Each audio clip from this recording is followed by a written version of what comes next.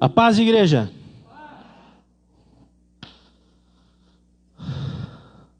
Tava com...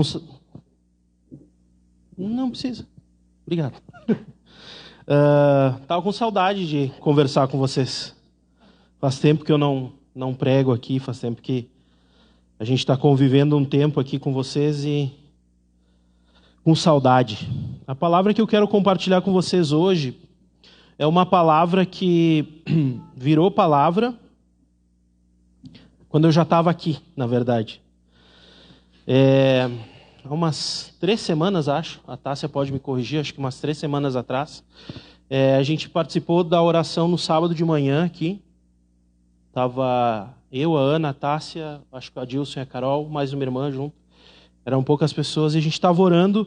E o Senhor, na verdade, o Espírito Santo, ele manifestou no meu coração um ensinamento, que era uma palavra para a igreja aqui, mas aquilo tocou tão forte o meu coração que depois eu meditei a respeito disso, fui estudar na palavra um pouquinho, virou palavra, eu preguei já lá em Santiago, porque eu prego online. Eu já coloquei no nosso canal no YouTube, então se você segue a gente no YouTube, provavelmente você já escutou, já viu uma versão curta dessa palavra. Depois a Tássia me disse, grava um áudio para a igreja, então eu já gravei. Então é muito provável que todos vocês já saibam o que eu vou pregar hoje, mas eu quero compartilhar de novo porque foi o que eu senti no coração da parte de Deus. Essa palavra se chama Filho Integral. E eu quero compartilhar com vocês um pouquinho do que o Senhor falou comigo naquela manhã. Nós estávamos aqui orando e eu senti muito forte da parte do Espírito Santo ele me propor uma parábola um pouco mais moderna no meu coração. O Espírito Santo me disse assim, Ricardo, presta atenção. Existia um pai que ele construiu uma empresa. Ele começou a trabalhar e ele construiu a empresa. E ele foi desenvolvendo aquela empresa, essa empresa cresceu, virou uma multinacional, uma empresa muito grande. Esse pai foi crescendo, teve filhos, teve 2 filhos. E ele chegou num momento, numa idade na vida dele, onde ele pensou assim, agora eu já construí bastante, eu quero passar a minha empresa para os meus filhos. E aí ele começou a analisar os filhos dele, para ver para qual dos filhos dele ele ia passar a diretoria da empresa ou a representação dessa empresa. Aí ele olhou para o primeiro filho e ele viu que o primeiro filho ele era muito bom em administração. De verdade, ele era muito bom em administração, ele sabia como lidar com as questões financeiras da empresa, ele sabia tratar com os funcionários, ele administrava muito bem, ele tinha muito tino para administrar. Aí ele olha para o segundo filho e ele vê que o segundo filho era um filho que ele não precisava se preocupar que a empresa se desvirtuasse. Porque esse filho ele era apaixonado pelo pai. E esse filho ele tinha a visão do pai. O que o pai dizia para ele era o que ele fazia. Ele queria ser que nem o pai. E o sonho dele é que aquela empresa virasse uma homenagem ao pai. Então aquela empresa tinha que seguir todas as direções que o pai tinha dado. Todos os conselhos que o pai tinha dado. E aí, depois de me contar essa história, o Espírito Santo me disse assim, para qual desses 2 filhos esse pai tem que passar a empresa? E eu faço essa pergunta para vocês agora, você não precisa responder em voz alta, mas me diga, para qual desses 2 filhos esse pai tem que passar essa empresa? Bom, alguns vão dizer que o filho que deve receber a administração da empresa é o filho que sabe administrar. É o primeiro filho. Seria mais lógico. Ele é o filho que sabe administrar, que sabe fazer as coisas, que vai fazer bem feito, vai guiar essa empresa. Essa é a escolha mais sensata. E de repente você pensa desse jeito. Já tem outras pessoas que provavelmente devem estar pensando, não, é o filho que tem a visão do pai. Talvez você já esteja ligando com o reino de Deus ou com a obra de Deus e está pensando, não, sem a mesma visão do pai não tem como seguir com a empresa, não tem o que fazer. Isso é o que mais importante, que a empresa mantenha a visão dela. E como esse exemplo se encaixa nas nossas vidas? O que o Espírito Santo seguiu falando para mim ali naquele momento? Naquele momento ele estava falando a respeito do reino de Deus, de seguir com o reino de Deus, da gente expandir o reino de Deus. Ele estava falando da nossa obra e da nossa vida aqui nessa terra. Hoje a gente teve várias pessoas que entregaram a vida para Jesus. Glória a Deus, todo mundo sabe que a gente vai se encontrar na glória. Amém? E isso está muito certo e muito definido. Mas por algum motivo, Deus não tirou a gente da terra agora. Desculpa, está todo mundo aí que entregou a vida para Jesus hoje, né? Ninguém foi para o céu já direto. Não. A gente ficou, todos nós ficamos. E a gente ficou por um motivo. Senão não faria sentido Deus deixar a gente aqui depois a gente ter entregado a nossa vida para Ele. Tem um motivo para isso. E Deus estava falando a respeito disso comigo quando estava falando e me deu esse exemplo. Então ele estava falando do reino dele. Essa empresa que o Espírito Santo falava comigo é o reino de Deus. Esse pai é Deus. Ele entregou a obra do reino nas nossas mãos. O primeiro filho é um tipo de cristão, um tipo de crente, um tipo de nós. Às vezes a gente age desse jeito, às vezes a gente é assim, de repente, cada um de nós é desse jeito. O filho administrador e o segundo filho, o filho apaixonado, também somos nós às vezes. É um tipo de cristão. E aí agora eu faço a pergunta e você não precisa responder em voz alta, mas responda no seu coração. Para quem você acha que o Espírito Santo me disse que tinha que entregar essa empresa?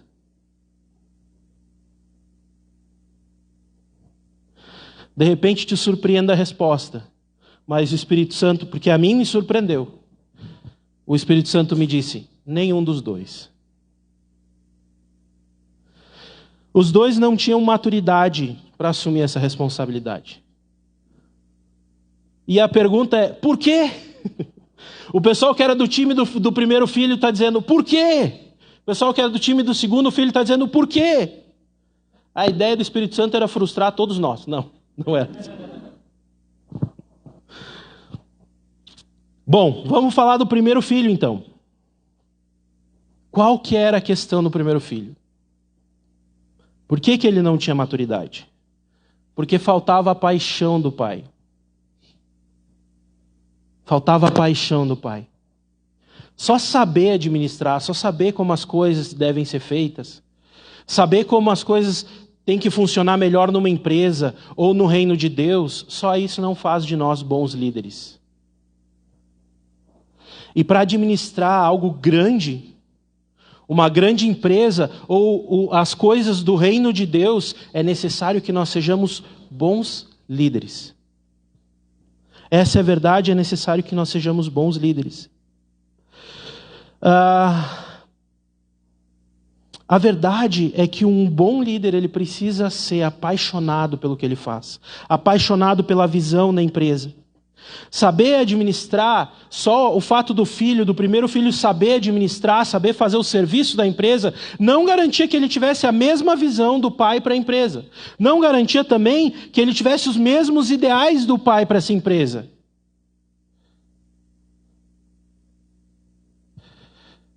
Não garantia que ele tivesse a paixão do pai. E que isso tudo continuasse sendo os objetivos da empresa.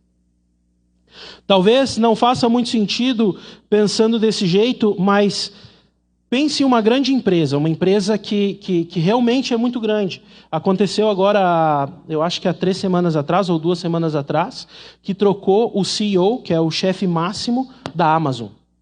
Vocês viram alguma notícia a respeito disso?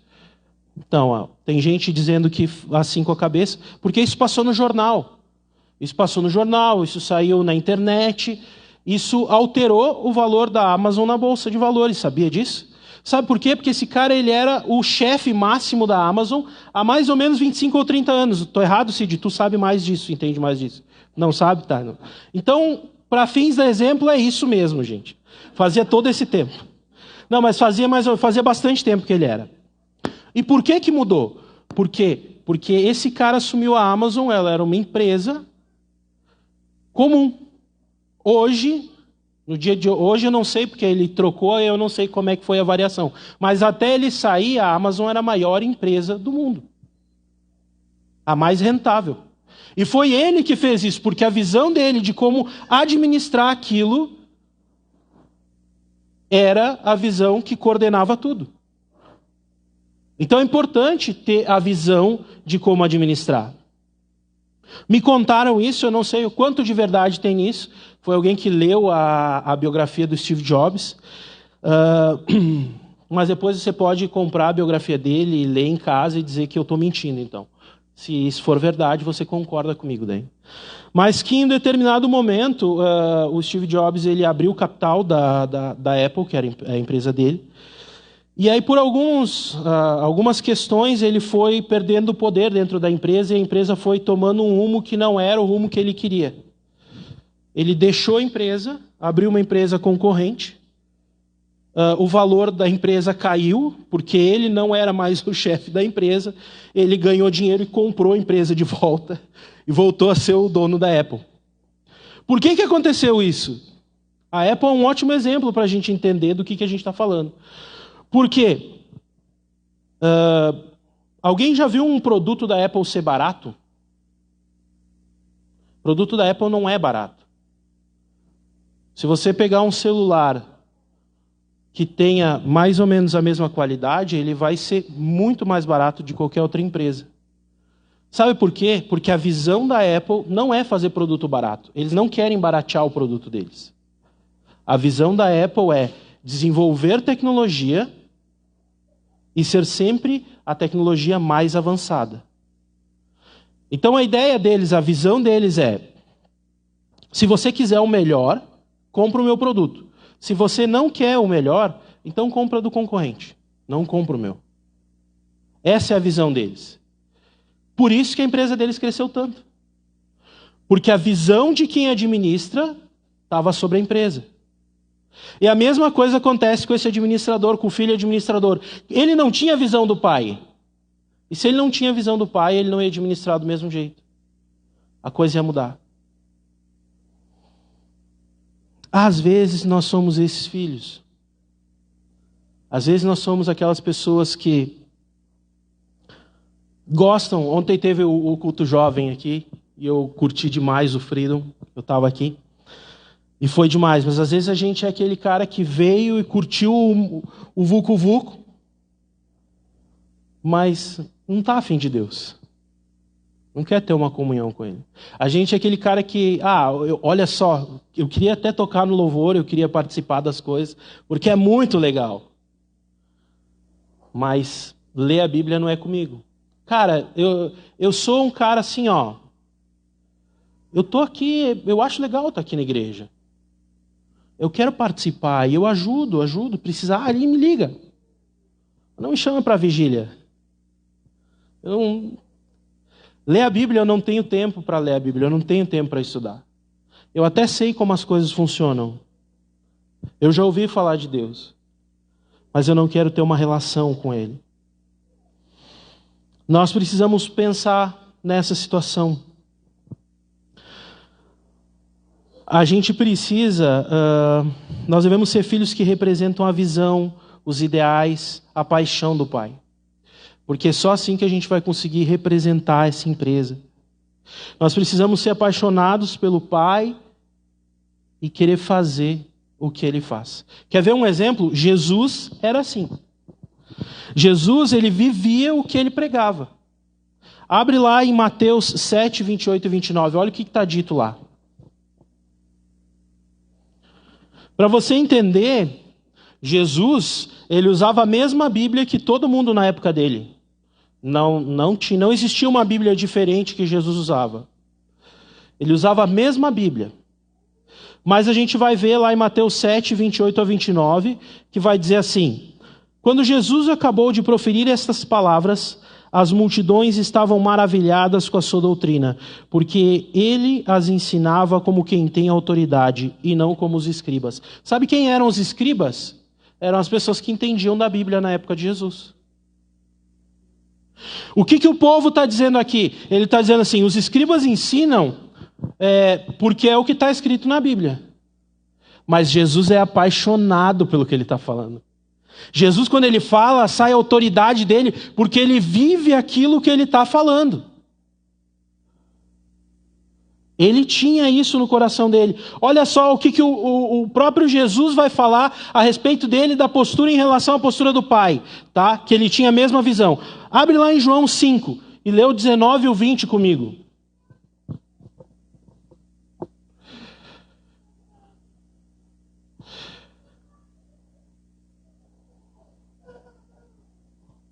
Essa água é de hoje, sim?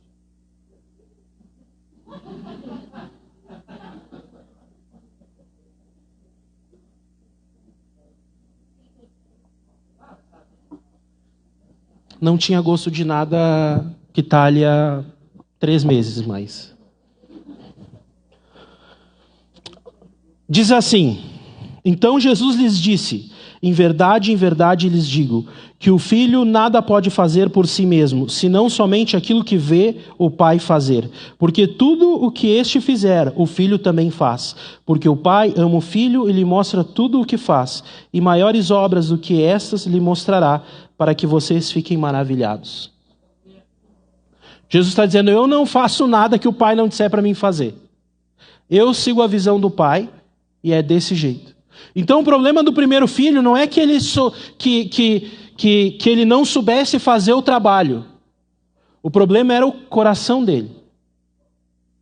O coração dele estava mais em fazer o trabalho do que em seguir com a visão que o Pai tinha para a empresa. Nós devemos ser apaixonados pelo Pai por completo, assim como Jesus foi. Vamos falar do segundo filho? O que o segundo filho tinha se ele era apaixonado pelo Pai? Faltava consciência do trabalho que tinha que ser feito. Aí alguém que é a favor dos apaixonados aí vai dizer: mas era só ele contratar uma pessoa para administrar.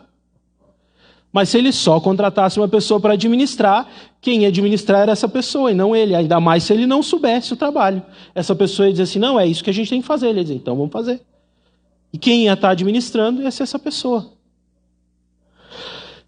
De outra forma, se ele fosse tentar ele assumir esse trabalho sem saber fazer ele, existe uma possibilidade muito grande dessa empresa falir, porque ele não sabe o que ele vai fazer. Ele não tem esse conhecimento, ele não se dedicou a conhecer isso. E às vezes a gente é desse jeito. Às vezes a gente é aquela galera que gosta do fogo, gosta da presença de Deus, gosta de receber aquele tempo de oração, bênção. Eu também sou desses, fica tranquilo, não estou criticando isso. O problema é que a gente não se preocupa em o que fazer com isso. Aí tu convida a pessoa: vamos assumir uma célula, vamos fazer um discipulado, vamos... E a pessoa diz: não, eu estou aqui para ter um relacionamento com Deus. Também uma história que me contaram, depois vocês procuram na internet aí, que ela conta na internet também. Tem uma mulher que é uma missionária há muito tempo, de mais tempo, lá nos Estados Unidos, o nome dela é Heidi Baker, e rege a lenda, que determinada vez ela foi fazer missão na África e ela tinha conseguido uma oferta e ela levou uma sacola de bonecas para umas meninas numa tribo que ela estava evangelizando.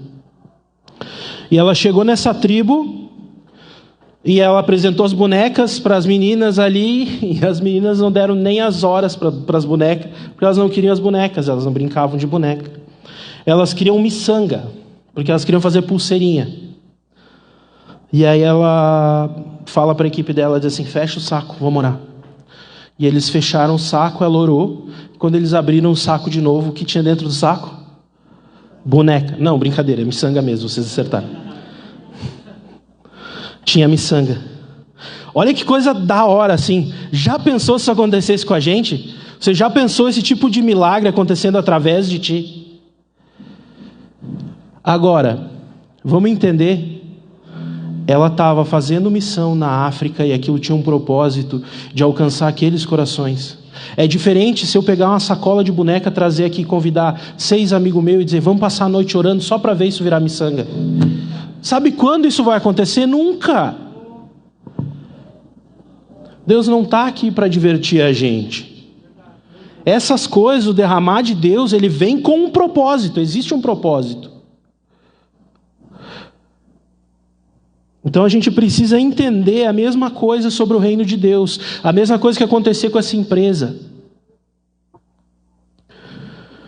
Nós precisamos saber administrar a obra a ser feita. A gente precisa entender que mesmo que o nosso trabalho, né, ele não é sozinho, a gente faz em equipe, não é só nós que temos que administrar. A obra do reino de Deus, ela é em equipe. Mas mesmo assim, a gente precisa ter noção do que Deus está guiando a gente para fazer. Nós precisamos conhecer, ou buscar conhecer, até onde Deus quer revelar o plano dele para a nossa vida, para a obra do reino, os tempos de Deus, a forma de servir. Vamos olhar para Jesus de novo? Jesus era demais, porque Jesus era assim. Jesus, ele conhecia o plano de Deus muito bem. Quer ver? Eu mostro para ti. Abre lá em João 12. Nós vamos ler do 47 ao 48.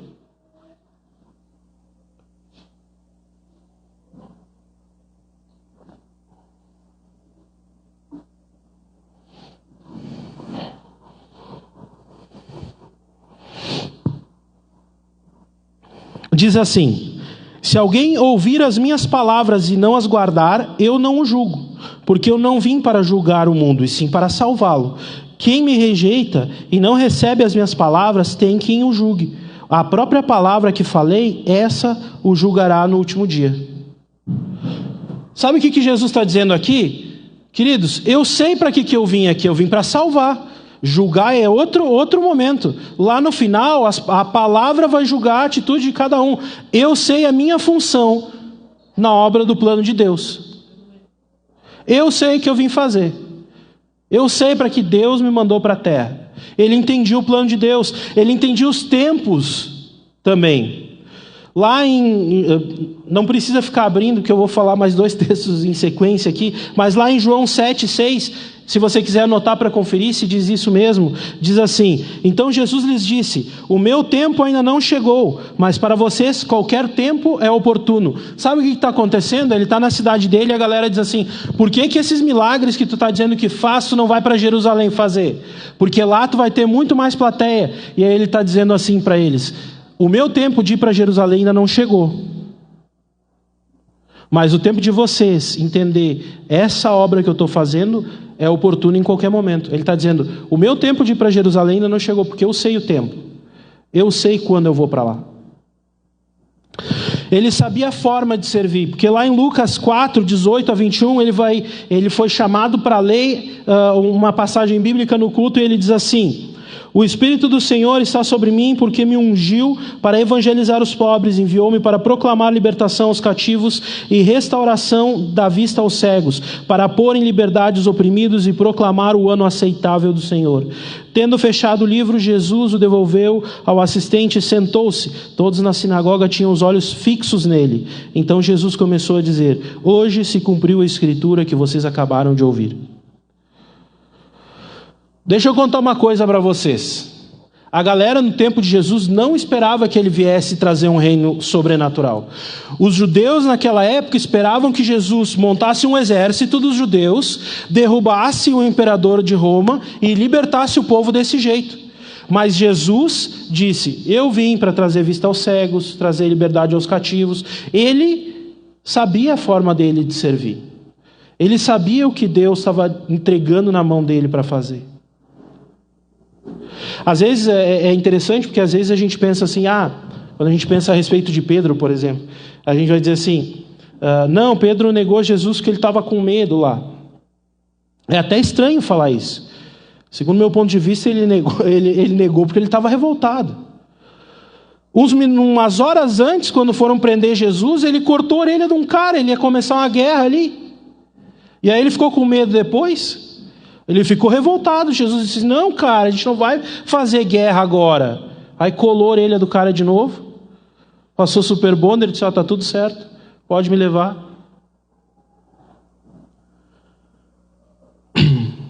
Assim como Jesus, a gente tem que estar consciente da missão que Deus tem para nós. Aí tem os irmãozinhos que são os mais rapidinhos, já vão sair querendo fazer tudo.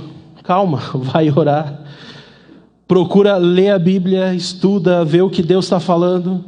Não sai fazendo sem ter direção de Deus, mas procura a direção de Deus. A resposta do filho certo para assumir a representação da empresa é o terceiro filho. Vai dizer, mas aí não vale, ninguém falou de terceiro filho. Na verdade, o terceiro filho ele é a junção dos dois, né? Ele junta as boas características dos dois filhos. Ele sabe administrar e ele é apaixonado pelo pai. Por isso que a palavra se chama filho integral. Integral é uma palavra que vem de inteiro. E para nós sermos filhos inteiros como Jesus, porque ele foi o nosso exemplo o tempo inteiro, a gente precisa viver o evangelho inteiro. E o evangelho inteiro ele passa tanto por ser apaixonado quanto por saber que a gente tem uma obra para fazer e que a gente precisa se dedicar a ela. Nós devemos, e isso é uma coisa que não é só da igreja, mas é uma coisa da nossa sociedade. A gente vive um dualismo muito forte na nossa sociedade, né? E isso vem para dentro da igreja. O que eu quero dizer com dualismo? E o C.S. Lewis, que é um escritor que eu gosto muito, ele fala disso no livro Os Quatro Amores. Ele começa falando a respeito disso, do problema do dualismo na nossa vida. Porque se a gente tem essa tendência, né? Se a gente acha duas coisas boas, as duas não podem ser boas. Uma tem que ser ruim, uma tem que ser pior. Então eu gosto de chocolate, então se eu gosto de doce, eu não gosto de salgado. Eu posso gostar dos dois, por isso que eu sou gordo. Tá vendo? Não precisa odiar um. E dentro da igreja isso acontece muito, sabe? Tem o pessoal que é da oração. Aí, não, a oração é mais importante. Aí tem o pessoal, não, a palavra é que é mais importante. Cara, os dois são importantes. Se a gente deixar qualquer um dos dois, a nossa vida vai andar torta.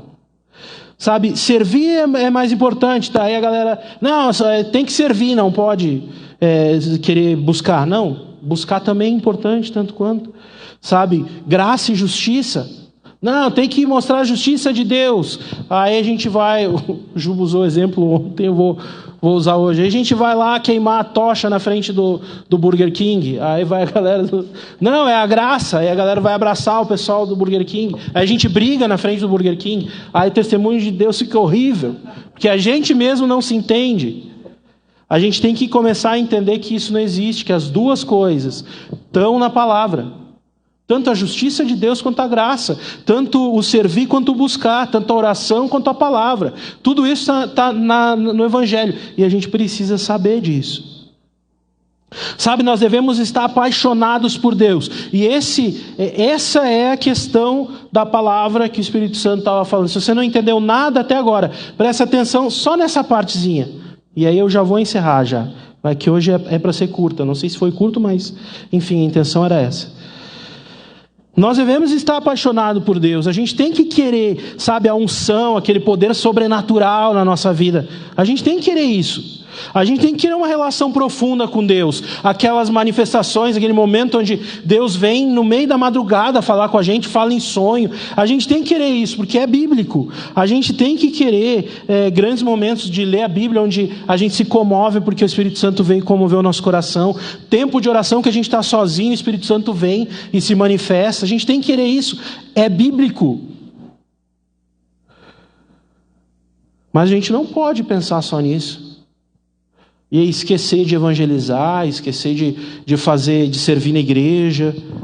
Não, isso eu não quero. Aí a gente arranca um pedaço da Bíblia. A gente tem que fazer esses serviços que são, entre aspas, administrativos. Porque a gente foi ganho por isso. Quem está aqui foi ganho numa célula ou no evangelismo. Quando alguém foi falar, se você está aqui hoje ouvindo essa palavra, porque alguém trabalhou. Alguém fez a obra do reino.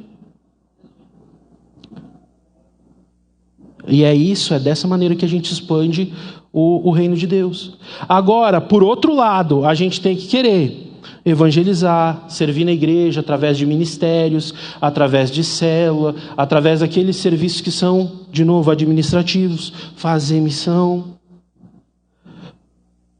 Mas querer fazer isso sem buscar a Deus, sem ter comunhão com Deus, vai levar a gente para um outro lado. A gente vai começar querendo expandir o reino de Deus e vai acabar expandindo, sei lá, qualquer outro reino, o meu reino, o reino do meu clube social. A gente vai transformar a igreja num clube social daí. Que a gente vai fazer aquilo que a gente quer. Agora eu vou entrar na parte que foi a palavra para a igreja.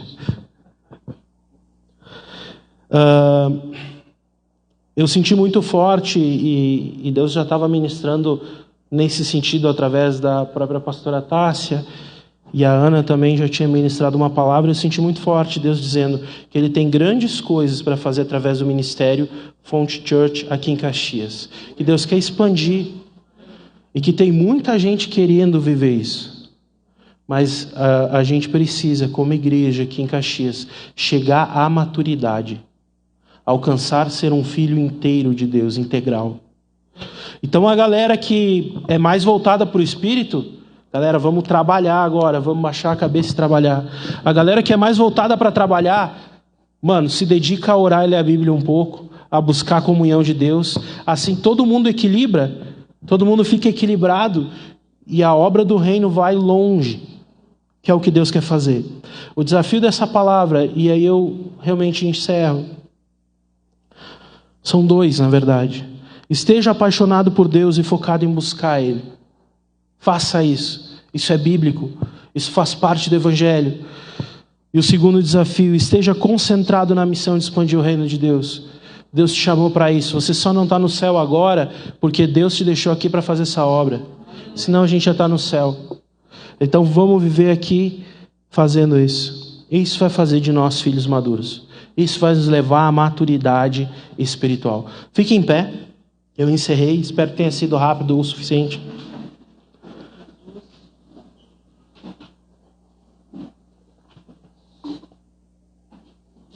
Fecha os teus olhos.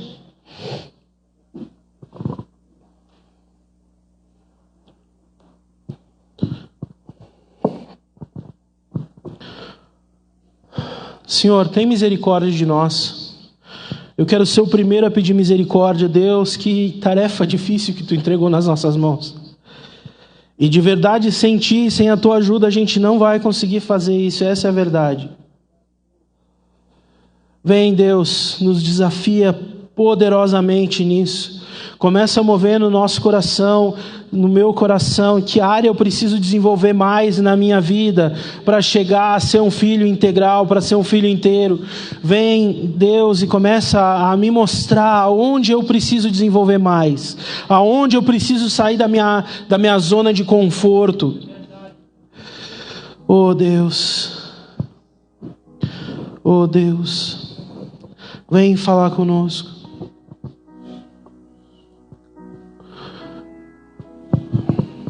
Eu estava fazendo um estudo um tempo atrás, e a respeito de Romanos 8 ali. E é muito lindo o que Paulo fala ali, nos versículos, todo o capítulo 8 eu acho ele lindo, mas os versículos 14 ali, não, 14 não, 16, 17, se não me engano, ele vai dizer que nós somos adotados, que o Espírito Santo testifica que nós somos filhos de Deus, somos adotados por Ele.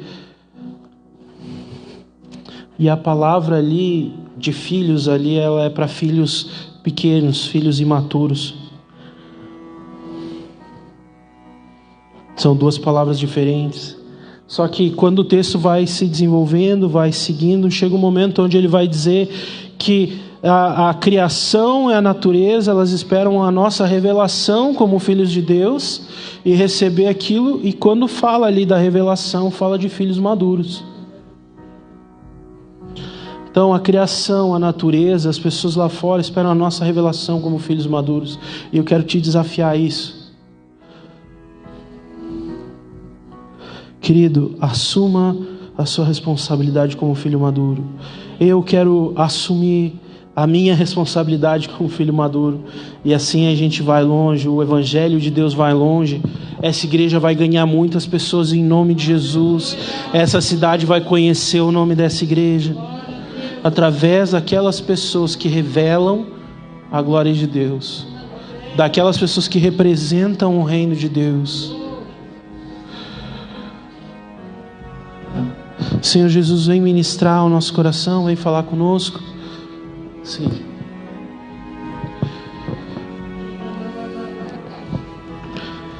Vem derramar da Tua graça, da Tua misericórdia, Pai, e manifesta o Teu querer sobre nós, em nome de Jesus.